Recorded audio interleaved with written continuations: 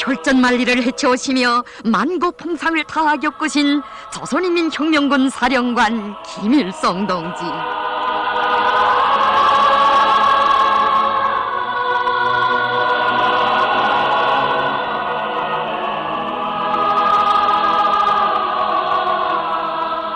위대한 소령님께서는 건안행군을 단행하시던 그 어려운 시기 정복미령에서 있었던 엄방어의 배신적인 행위와 조선인민혁명군이 서금곤란을 겪고 있을 때 적들이 서금에 독약을 쳐서 들여보낸 세칭 서금 사건에 대한 교훈적인 사실을 회상하시었습니다.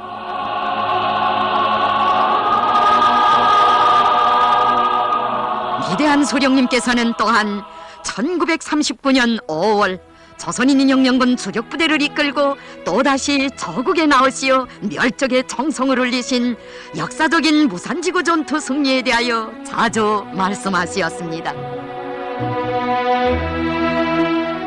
대원들은 한시바삐 저국으로 진출하고 싶어 했습니다. 저국에 나가서 보천보 전투나 간산봉 전투를 능가하는 큰 규모의 전투를 벌여 세상을 한 번 들었다 놓고 싶어 했습니다. 적들은 해산 사건 후 조선인민혁명군이 망했다는 선전을 계속하였습니다. 어떤 곳에서는 우리의 괴멸과 저들의 무혼을 축하하는 경축대회 노름까지 벌였습니다. 이런 조건에서 항일혁명을 앙양시킬 수 있는 최상의 방도는 대부대가 국내에 들어가서 적들을 쳐갈기고 자기 존재를 시위하는 길밖에 없었습니다. 남패자에서부터 논의된 저국 진출 문제는 북대정자에서 최종적으로 확정되었습니다. 우리가 저국 진군을 하게 된 다른 하나의 목적은 파괴된 혁명 조직들을 복구 확대하자는 데도 있었고, 당조직 건설과 통일전선 운동을 더 잘하여 인민들을 전민 항쟁이로 불러일으키자는 데도 있었습니다. 무산지구에는 노동계급의 대부대가 집결되어 있었습니다. 우리가 이 일대에서 총소리를 내면 노동자들에게 좋은 영향을 줄 수 있었으며 그 소식이 전국 각지에 급속히 퍼질 수 있었습니다. 이전에도 말했지만 조선인민혁명군의 정치군사작전에서 가장 중요한 지향점은 저국 진군이었습니다. 북만에서 활동하건 동만에서 활동하건 정적인 지향점은 저국 진출과 저국 해방이라는 목표에 두고 모든 역량을 집중하였습니다.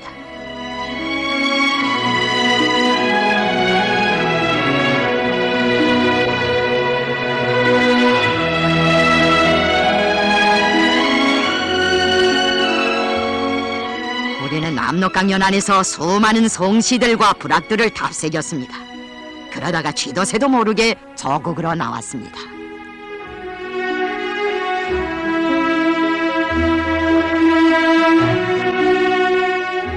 보천보 전투가 있은 후 적들이 이 시대에 악질적인 수비 무력을 몇 배로 증강했다는 것을 알고 있었기 때문에 우리는 이 지구로 진출할 것을 결심하였습니다. 이런 지구에 진출하여 적을 여정내면 여느 지구로 진출하는 것보다 효과를 몇 배로 크게 낼 수 있었기 때문입니다.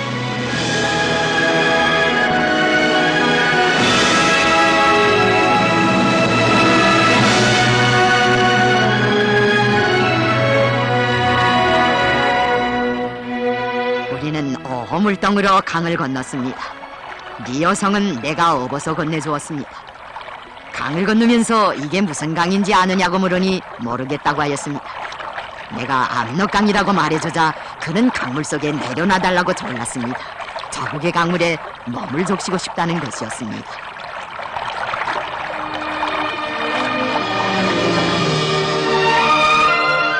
물동가에는 진달래가 많았습니다.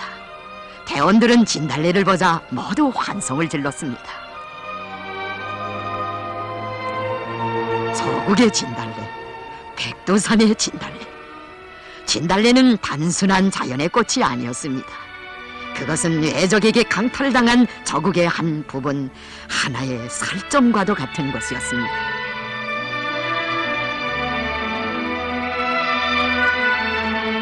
여대원들은 진달래를 안고 눈물을 흘리었습니다.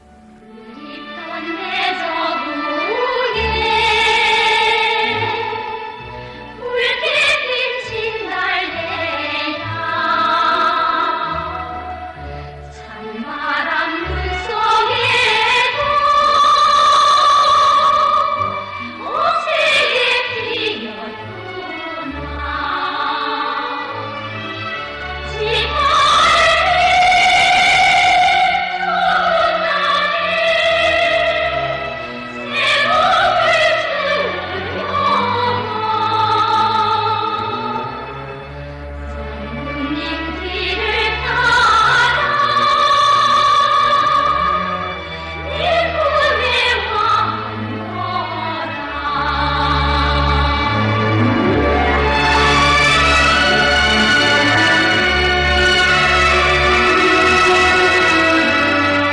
우리가 정봉에 도착하자 안개가 걷히고 해가 났는데 날씨가 아주 좋았습니다.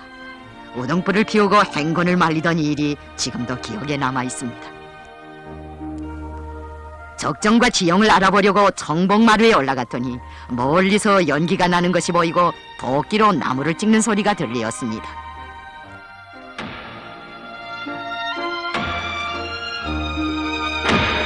나는 지휘관들에게 적들이 가까이 있을 수도 있는데 행동에서 은밀성을 보장해야 한다고 주의를 주었습니다. 그런 다음 각 부대들의 수경 장소도 정해주고 보초도 세우고 정찰도 파견하였습니다.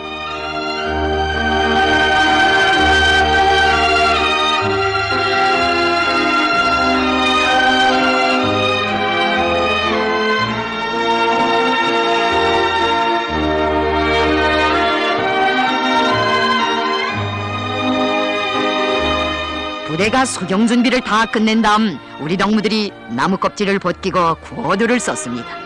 그때 구호를 쓴 동무들 중에 구원회라는 동무도 있었습니다. 구원회는 한때 흑룡천에서 살았습니다.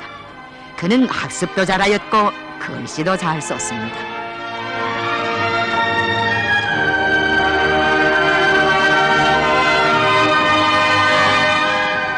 김정숙 동무가 쓴 것도 여럿이 됩니다. 아까운 동무들이 우리 곁을 떠나갔습니다. 그러나 나무와 함께 글이 살아있으니 그들도 살아있는 것만 같습니다.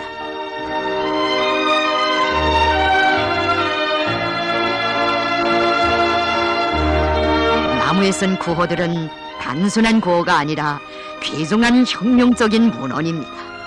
그것은 우리 당과 인민이 영원히 보존하고 관리해야 할 만년 제보입니다.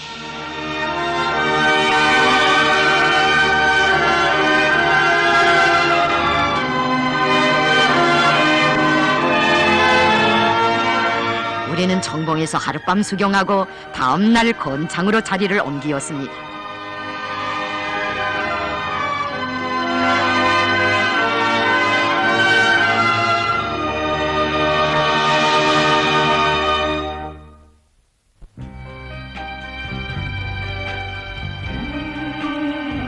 우리가 건창에서 수경할 때 적들은 낚시꾼으로 가장한 밀정 2명을 수경지로 들여보냈습니다.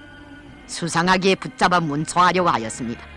그런데 한 놈은 놓치고 한 놈만 붙잡았습니다. 밀정이 실토한 데 의하면 적들은 벌써 우리가 국내에 들어왔다는 것을 알고 숱한 수비대와 경찰대들을 투입하여 밀림석을 샅샅이 뒤지고 있다는 것이었습니다.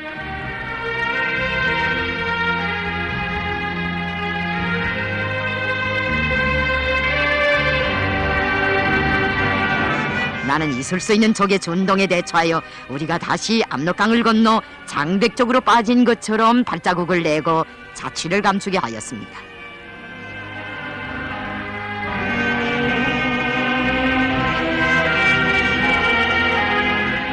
대개봉에 도착한 다음 수경 지시를 내리고 적정을 알아보기 위해 정찰조들을 파견하였더니 그들이 백예봉 동쪽의 원시림 속에서 기막히게 무엇있는 신설 도로를 발견했다는 자료를 보고하였습니다. 감무경비 도로였습니다. 도로의 사명은 인민혁명군이 국내에 진출할 경우 토벌 역량을 급성급화하는 데 있었습니다. 정찰저 성원들은 도처에 통행금지 폐말이 박혀있다고 하였습니다. 일본 제국주의자들은 우리나라 도처에 그런 통행금지 구역을 만들어 놓고 조선 사람들의 내왕을 단속하였습니다. 평양시 중심부에는 일본 사람들만 사는 거리들이 있었는데 조선 사람들이 나타나기만 하면 눈부터 흘기곤 하였습니다. 일본 아이들이 다니는 학교에는 조선 아이들이 올신할 수 없었습니다. 군정 간부들을 모아놓고 어떻게 해야 단숨에 무산으로 진출할 수 있겠는가? 나는 방안을 내놓았습니다. 방안이란 감무경비 도로를 따라 대낮에 행군을 단행하자는 것이었습니다.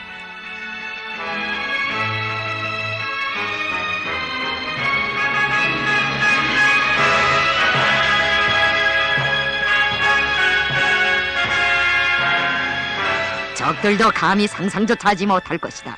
적들이 할 수 없다고 생각하는 것을 대담하게 강행하는 여기에 행군의 가능성을 약속하는 전술적 담보가 있다. 지휘관들은 신심을 가지고 백예봉을 떠났습니다. 진달래는 삼지연 못가에도 많았습니다. 못가의 진달래와 물속의 진달래가 한데 어울려 얼마나 수려한 절경을 이루었던지 나는 그때 얼마나 아름다운 산선을 강탈당했는가를 다시 한번 뼈에 사무치게 느끼었습니다.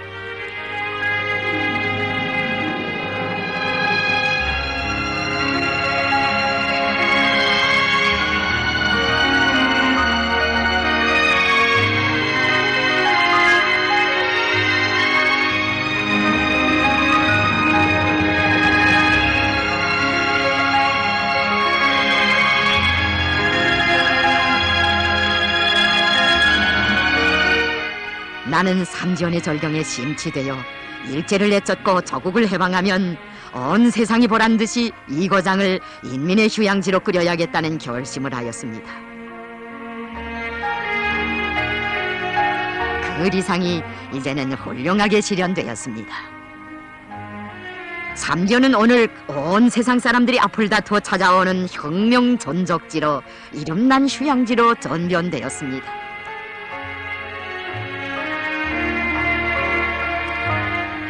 1956년 사상사업에서 사대주의와 교조주의를 퇴치하고 주체를 세우기 위한 바람이 불기 시작한 때에 김종일 동무가 평양 제1중학교 학생들로 혁명 전적지 답사단을 묻고 백두산 지구에 대한 답사를 떠날 영단을 내린 것은 참으로 의미심장한 일이었습니다.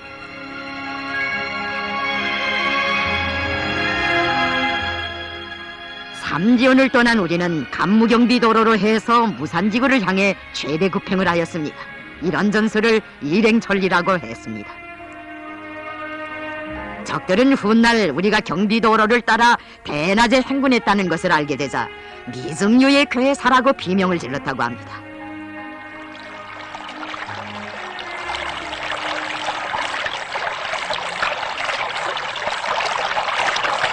우리는 무포에 도착하여 수경하였습니다.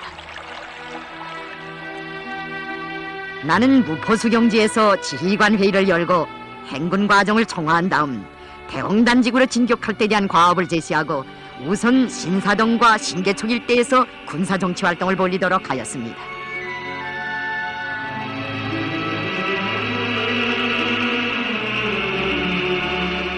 다음 날 아침 무포 수경지를 출발한 우리는 대홍단벌이 도착하자마자 국사당 근처에서 점심 식사를 한 다음 계획대로 부대를 2개 방향으로 진출시켰습니다.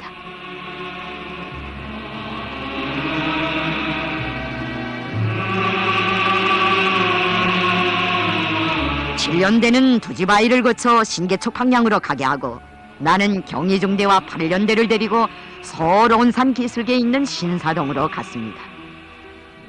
나는 먹재선 노동자 합숙으로 먼저 찾아갔습니다. 우리를 보게 된 인민들은 조선인민혁명군이 다 얼어 죽었다더니 그것은 거짓말이다. 이 많은 군대가 어디에 있다가 나타났는가고 하면서 감격과 기쁨을 금치 못해 하였습니다.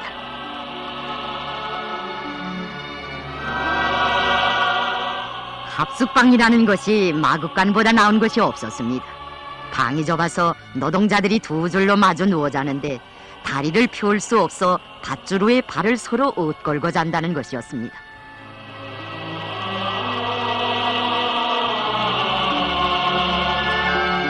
그날 밤 합숙에는 많은 사람들이 모여들었습니다. 방에도 사람들이 꽉 들어차고 마당에도 꽉 들어찼습니다. 나는 그날 신사동 인민들 앞에서 연설도 하고 그 고장 노동자들에 대한 조직정치 사업도 하였습니다.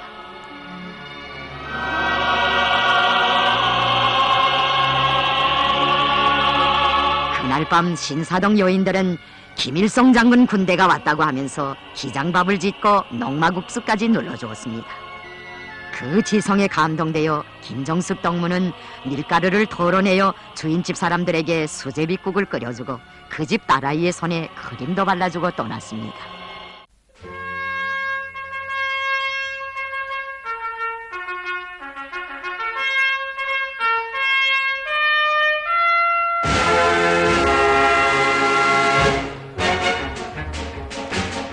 위대한 수령 김일성 동지께서는 대영단 전투를 승리적으로 치른 다음 조선인민혁명군 주력부대는 백두산 동북부의 두만강 연안을 유동하면서 군사정치 활동을 맹렬하게 벌였는데, 군사활동에서 대표적인 것은 올기강 전투였고, 대중정치 활동에서 이체를 띈 것은 옥돌거리에서의 단어명절놀이였다고 말씀하시었습니다.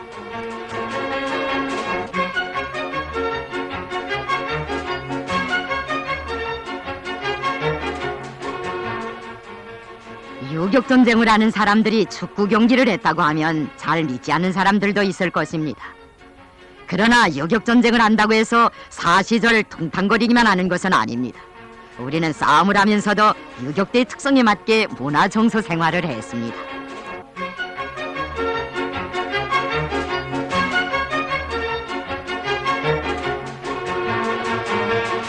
나는 단오날 옥돌골 30리 고란에 사는 사람들을 다 운동에 참가시키고, 휘풍동을 비롯한 이웃 마을들에서 올만한 사람들은 모두 오게 하라고 지시하였습니다.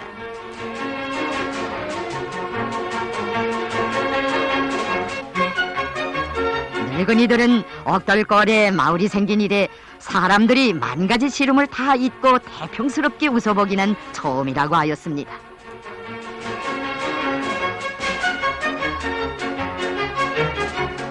마을 사람들은 단오놀이를 조직해준 혁명군에 감사를 표시했습니다. 근회 경기와 씨름 경기도 대성황이었고, 혁명군과 마을 청년들 사이의 축구 경기가 정말 볼만했습니다. 기술이라야 뻔한 것이고 경기 잼새라는 것도 엉성하기 짝이 없었지만, 양 팀이 헛발질을 하고 나뒹구는 바람에 복수가 연방 터져 올랐습니다. 적들이 토벌 무력을 집중시키고 있는 때에 적구에서의 축구 경기는 또 하나의 우리식의 독특한 정치 사업 방법이었습니다. 경기는 승부 없이 끝났습니다. 수십 명의 청년들이 참군을 탄원해 나섰습니다. 몇 번의 전투나 몇백 마디의 연설로서도 얻을 수 없는 효과를 거둘 수 있었습니다. 국내 혁명 앞에는 할 일이 많았습니다. 나는 리동걸에게 국내에 나가 무산 경내의 적당한 지점에서 국내 지하조직 책임자들과 정치공작원들의 회의를 가질 계획이니 그 준비를 하라고 일러두었습니다. 사령부와 리동걸 사이에서 통신을 보장하면서 적극 도와준 사람은 김정숙이었습니다. 무산 연사지구를 혁명화하는 데서는 리동걸과 김정숙이 주되는 역할을 하였습니다.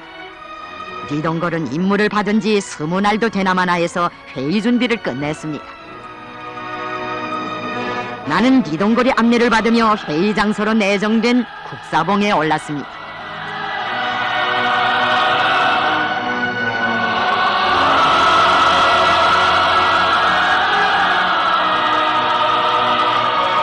국내 혁명의 중심 과제는 해산 사건 때문에 파괴된 지하혁명 조직들을 하루속히 복구 확대하는 문제였습니다. 국사봉 회의에서는 지하혁명 조직들을 확대하며 조선혁명을 계속 앙양시키기 위한 일련의 대책적 문제들이 토의되었습니다.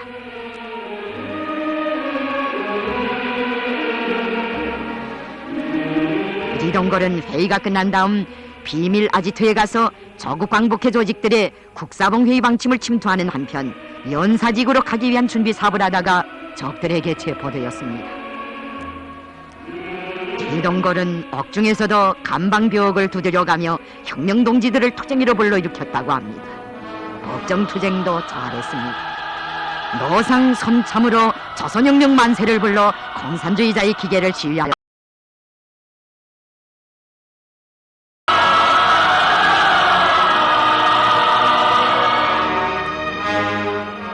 리동걸은 비록 희생되었으나 그가 바친 심혈은 두만강 연안과 국내 깊이에서 수십 수백 개의 불씨로 자라났습니다. 리동걸이 체포된 후에는 김정숙이 그를 대신해서 연사지구에 나가 극거장 조직원들에게 소원을 이어주고 그가 바라던 대로 당 조직과 조국 광복회 조직을 꾸려놓았습니다. 그 조직들은 전민 항쟁을 준비하는 데서 큰 비천으로 되었습니다.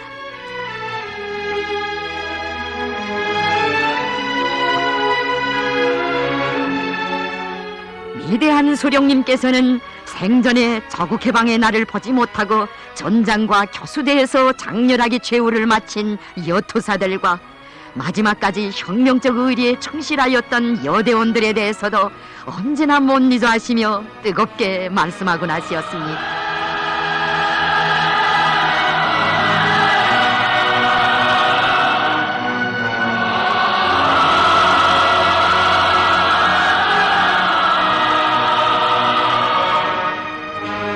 긴 책 강건 동무들이 있는 열에 여투사를 2명 배치하였는데 김정숙과 최희숙을 동렬에 넣는 것은 그들 사이에 맺어진 우정을 보더라도 자연스러운 것입니다. 그들은 반신상을 세우고 비석에 이름을 새겨줄 만한 동무들입니다. 최희숙을 그 열에 추천한 것은 나입니다. 그는 운열에 세워줄 만한 당당한 투사입니다.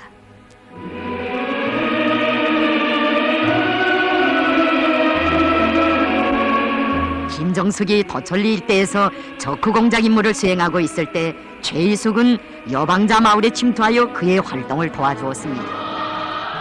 김정숙이 신파에서 조직 건설 활동에 투신할 수 있은 것은 최희숙이 잘 도와주었기 때문입니다.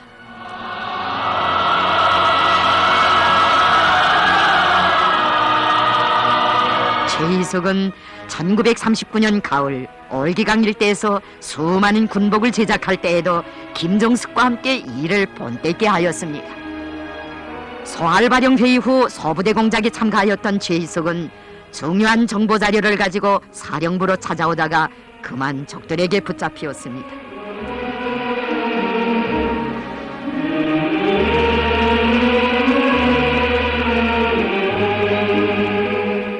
적들은 비밀을 뽑아내려고 무지막지한 고문을 들이댔습니다. 그러나 최희숙의 성죽 같은 절개를 꺾을 수는 없었습니다.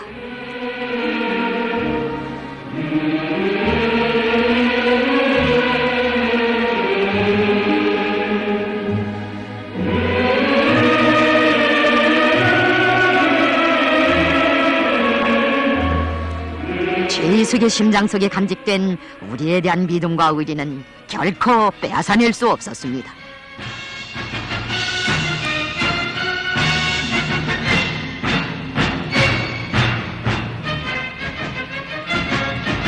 나중에는 그의 2눈까지 뽑아냈습니다.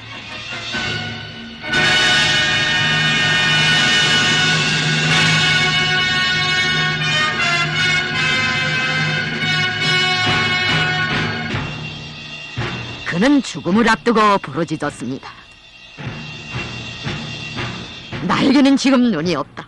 그러나 나에게는 혁명의 승리가 보인다.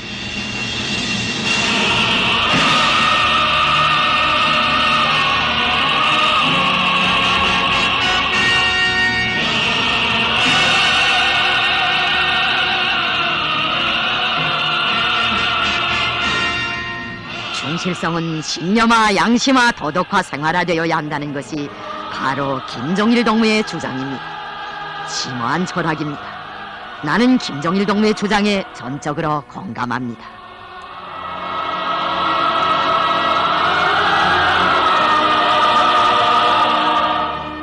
혁명의 승리가 보인다는 말은 누구나 할 수 있는 말이 아닙니다. 그것은 자기 위협의 정당성과 진리성을 확신하는 사람들만이 할 수 있는 말이며 혁명 절개가 강한 투사들만이 할 수 있는 명언입니다. 혁명의 승리가 보인다는 말은 오늘날 우리 인민들과 청소년들에게 있어서 혁명적 낙관주의를 상징하는 금원으로 되었습니다. 여투사의 그 외침소리는 오늘도 우리 인민의 귀에 쟁쟁이 울리고 있습니다.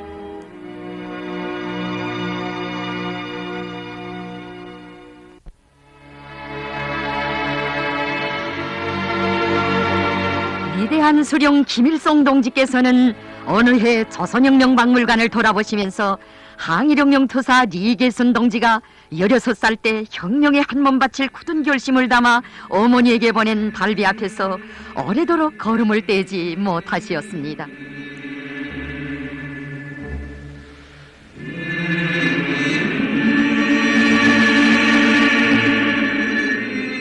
달비에 깃든 사연을 보더라도 리게슨 동무가 대단히 훌륭한 혁명가라는 것을 잘 알 수 있습니다.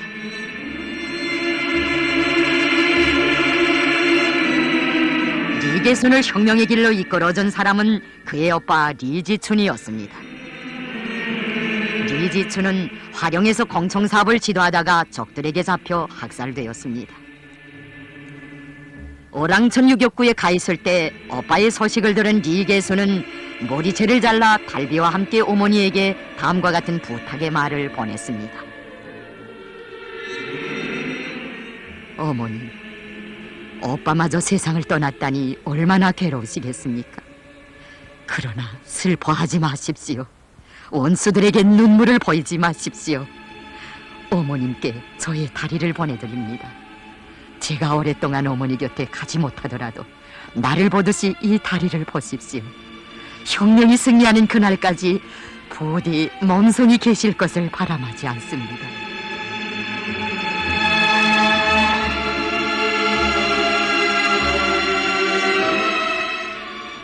항일혁명 투사 박영순 동지는 말합니다. 1959년 우리나라에서는 항일무장투쟁 전적지 답사단이 조직되어 만주행을 한 적이 있었는데 그때 저는 답사단 사업을 책임지고 활동했습니다. 일행과 함께 초창주에 갔을 때에도 제가 말했지만 유격구에 심한 기근이 들었을 때 리게슨 동무는 만삭이 된 임신부의 몸이었습니다. 그러나 그는 제 한 몸과 태어날 새 생명보다 먼저 유격구 인민들을 걱정하면서 불타버린 산판을 뛰어다니며 산채와 풀뿌리를 뜯고 나무 껍질을 벗겨 사람들을 구원했습니다.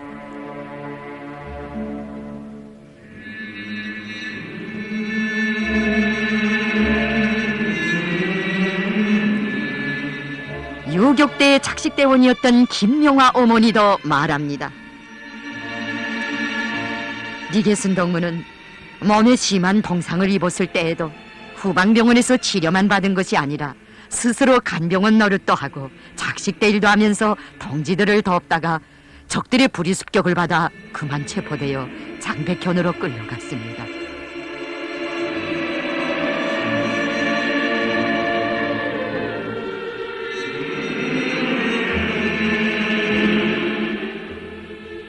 학교 운동장에서 존양한 공산군 여자가 반성연설을 하니 다들 들으라고 하면서 외놈들이 몰아대기에 갔더니 반성연설이 아니라 반일연설을 하는 것이 아니겠습니까?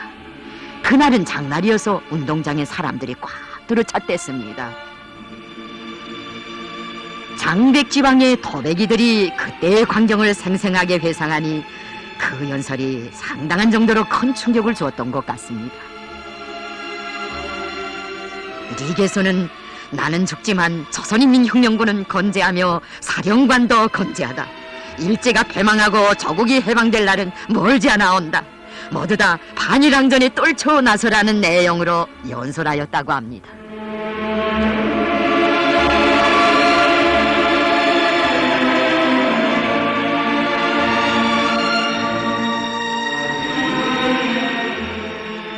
민족이 낳은 참된 딸 여성혁명가의 훌륭한 본보기라 하시며 영생의 모습으로 빛내어 주신 어버이 소령님의 한없는 사랑과 온정을 전해가며 리게순 동지의 유가족들은 말합니다. 어버이 소령님께서는 생전에 리게순에 대해서 잊지 않으시고 자신이 해고로서까지 리게순은 조선민족이 난 참된 딸입니다. 어버이 소령님께서는 리게순 열사는 한줌의 달비가 되어 정전이 된 다음에야 딸을 찾아왔으니 세상에 이런 상봉이 또 어디 있겠는가. 그 달비는 열사의 값높은 인생의 상징이고 총알이다. 인생의 끝을 쇳소리가 나게 맺는 사람들을 역사는 언제나 잊지 않는다고 뜨겁게 말씀하셨습니다. 그리고 자주 달비를 보면서 눈물을 그렇습니다. 저희들 유가족 모두는 어버이 소령님께서 생전에 바라시고 경애하는 김종일 장군님께서 바라시는 대로 혁명 선배들처럼 그 어떤 역경 속에서도 오직 자기 당, 자기 수령만을 알고 결사옹이하는 충신이 되겠습니다.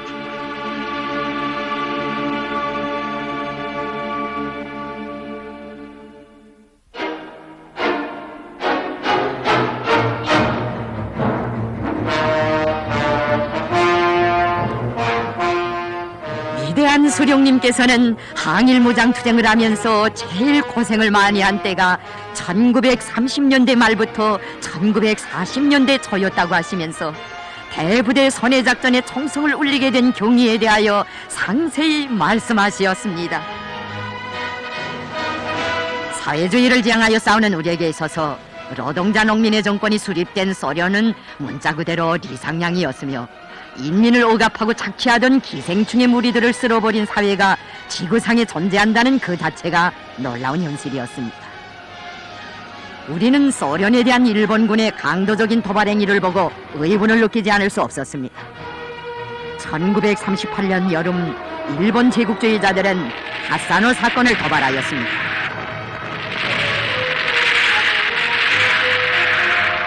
일명 장고봉 사건이라고도 부르는 이 사건은 일제가 도발한 국경 분쟁들 중에 하나였습니다. 소련은 일본 침략자들에게 진고를 가고 그들을 영내에서 쫓아냈습니다. 하지만 일본 제국주의자들은 소련의 강경 정책을 다시 한번 검토해 볼 심산으로 국경 일대에서 새로운 군사적 도발을 준비하였습니다. 대칭 노몬한 사건이라고도 부르는 할인골 사건은 이렇게 되어 발생하였습니다.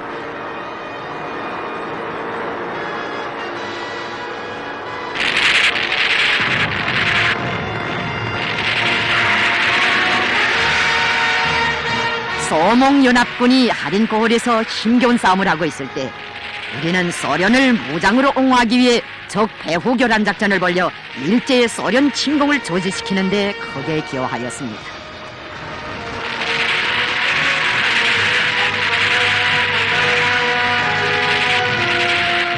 대표적인 싸움으로는 대사하 대장강 전투를 들 수 있습니다. 싸움을 이틀 동안이나 했습니다. 적 500명을 소멸한 큰 전투였습니다. 김진은 대사하 전투에서 가슴으로 화구를 막아 돌격로를 열었습니다. 적 배후교란 작전에서 희생된 허성숙도 잊을 수 없는 동무입니다.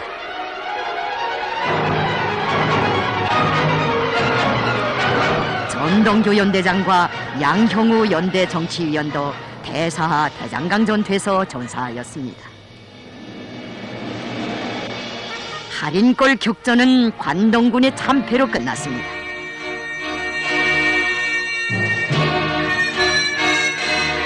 오만에 달하는 사상자와 포로, 행방불명, 그것은 불을 즐기는 호전광들에게 차려진 응당한 대가였습니다.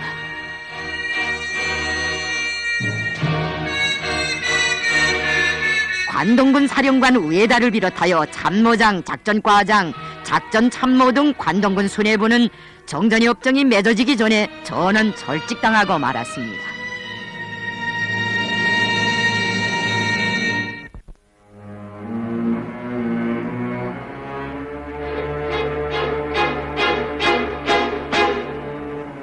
일본 군부의 계층 속에는 중국 대륙과 할인골에서의 패전 원인을 인민혁명군의 배후교란 작전과 그로 인한 후방의 불안정, 보급로의 차단, 전쟁 심리의 혼란 등에서 찾는 사람들이 많았습니다.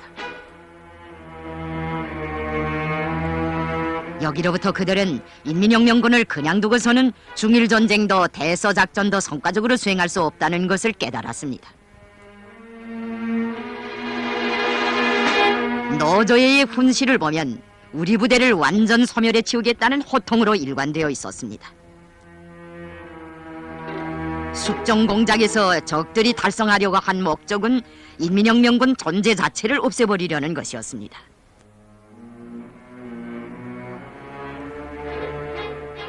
토벌 작전은 정전에 볼 수 없었던 1만 군경 일체의 대토벌로 준비되고 있었습니다. 이 작전은 관동군 사령관 우메주와 만주국 치안부 대신의 직접적인 지휘 감독하에 무려 20여만에 달하는 1만 군경과 각종 반군사 인원을 동원시킨 하나의 큰 전쟁이었습니다.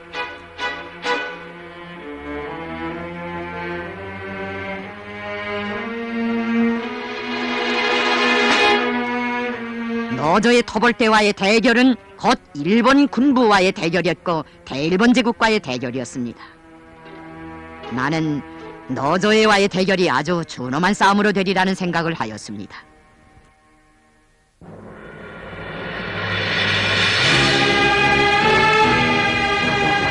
수십만 대군의 공세를 파탄시키고 혁명의 고조를 이룩하자면 묘술을 찾아내야 하였습니다. 우리는 이 묘술로 대부대 손해작전을 선택하였습니다. 대부대 손해작전이란 대부대로 비밀 통로를 따라 광활한 지역을 빙빙 돌아가는 장기적인 유동작전이라는 뜻입니다. 그저 돌아가는 것이 아니라 다양한 전법으로 적을 탑새기며 돌아가는 작전입니다. 이러한 유동작전을 하지 않고서는 20만의 대군과 싸워 이길 수 없었습니다. 대부대 손해작전은 시작부터 갓난신고였습니다. 그러나 장쾌한 출발이었습니다. 우리가 무엇을 믿고 대부대 손해작전과 같은 엄청난 작전을 강행할 수 있었겠습니까? 전군의 일치단결과 강인한 혁명 사상을 믿었기 때문입니다. 사상동원을 하고 나서 싸움을 연거푸했는데 그것이 운을 내더란 말입니다.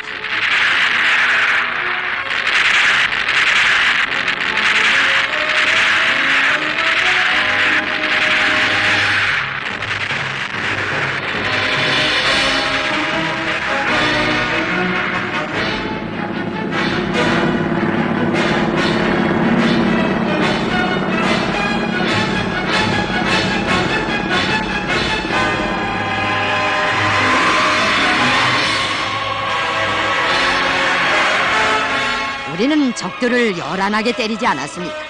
그저 비밀 통로를 유지하는 데 필요한 정도로만 쳤습니다. 그럼에도 적측에서는 사상자가 많이 났습니다.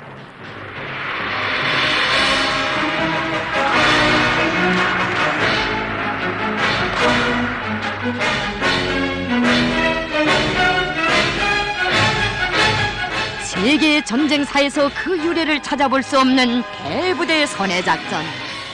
위대한 소령님께서는 백두산을 중심으로 광활한 대지에 천만 산악을 누비시며 화령에서 던화로, 던화에서 화전과 장백으로, 장백에서 안도와 다시 화령으로 끊임없이 유동하면서 병력의 집중과 분산, 영활한 기동과 신출기몰, 여인 기만과 매복, 주동적인 공격과 망원전술 등 실로 천변만화의 유격전술과 전법을 활용하시어 전투마다 대승리를 이룩하시었습니다.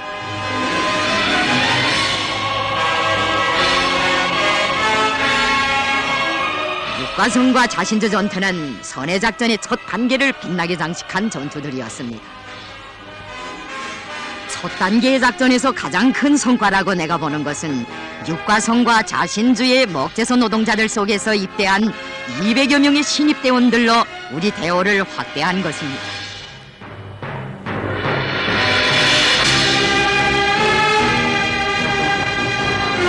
우리는 백석탄에서 준비를 잘 갖춘 다음 작전 2단계에 진입했습니다.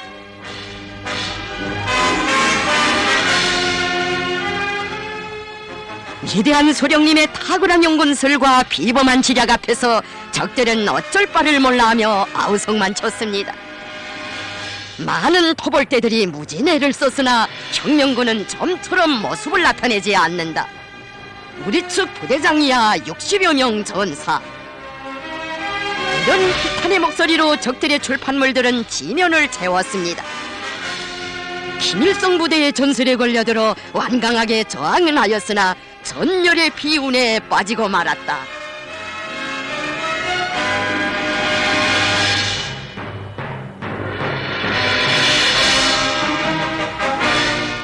덕이 오른 마에다는 유격대를 전멸시키겠다고 하면서 혈서를 쓴 다음 토벌 출정식까지 했다고 합니다. 마에다는 치안 숙정공작에서 세운 공로로 치안부 대신상까지 받았다고 합니다. 나는 마에다 토벌대를 홍기하 골짜기에서 적치기로 결심하였습니다.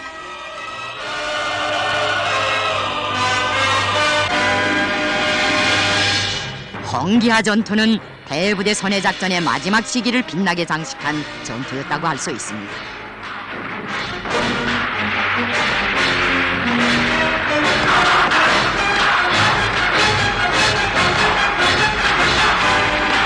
적들은 첫 타격에 반수 이상 쓰러졌습니다.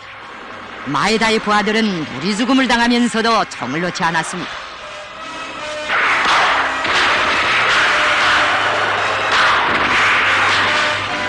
조항한 30명쯤 되는 적을 내놓고는 모두 소멸되었습니다.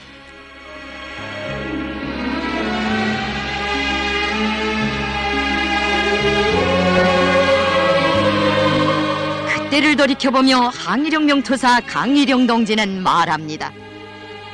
싸움이 끝난 다음 전장을 수색했는데 전리품이 굉장히 많았습니다. 무전기도 있었고 탄알도 수만 발이나 되었습니다. 공격 서열에서 군도를 뽑아들고 고아되던 토벌대장 마에다 놈도 황천객이 되고 말았습니다.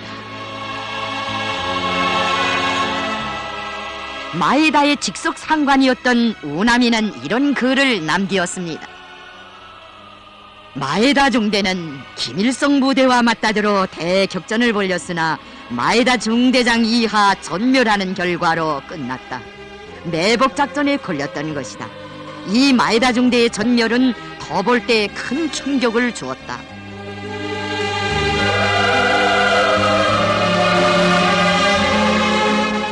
싸움에서 얻은 것이란 시체와 시체뿐. 이것은 대일본 제국이 그토록 큰 힘을 놓으며 20여만의 대군으로 벌였던 대토벌 작전의 전면적 파탄을 의미했습니다.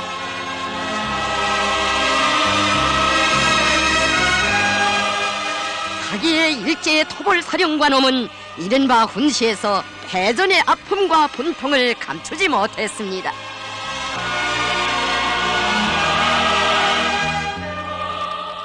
결국 이 대결에서는 우리가 승리하였습니다.